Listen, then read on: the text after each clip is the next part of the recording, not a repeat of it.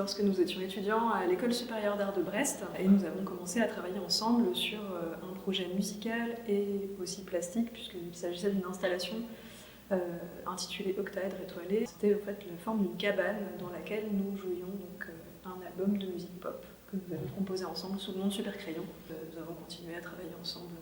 On a toujours écrit des scénarios, on racontait toujours des histoires. Et à notre dernière exposition, on avait écrit un livre.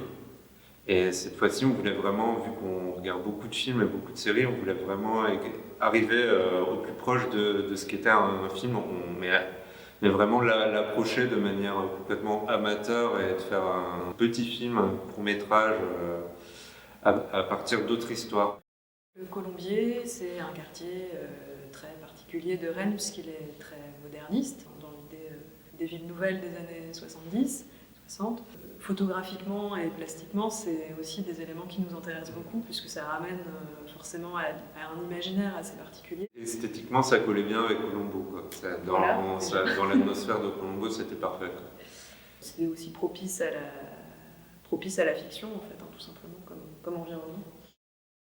Mais le truc, c'est de vraiment essayer tout ce qui nous fait envie. Par exemple, on va essayer de travailler du béton, ou là, pour l'exposition, c'est tiens, on va essayer de faire de la vidéo, ça fait longtemps qu'on n'en a pas fait. On va pas faire ça comme des pros, ça ne nous intéresse pas. On veut le faire tout seul, on veut juste que ce soit fait, quoi. Par exemple, là, on raconte une histoire, et si on pouvait tout faire dans la même journée, c'est parfait. En fait, c'est surtout d'y arriver par nos propres moyens, sans solliciter tout un tas d'infrastructures ou déléguer à d'autres personnes. En fait, c'est aussi une volonté d'être en autonomie et ne pas nécessiter en fait, de moyens.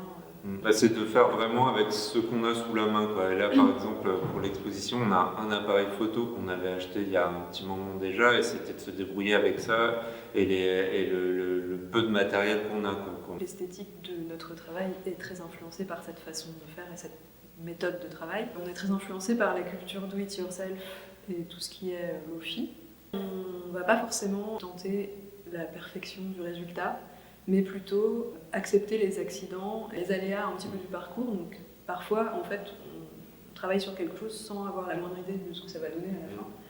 Et en fait, c'est ça aussi, quelque part, ce qui nous plaît, et c'est un peu un jeu.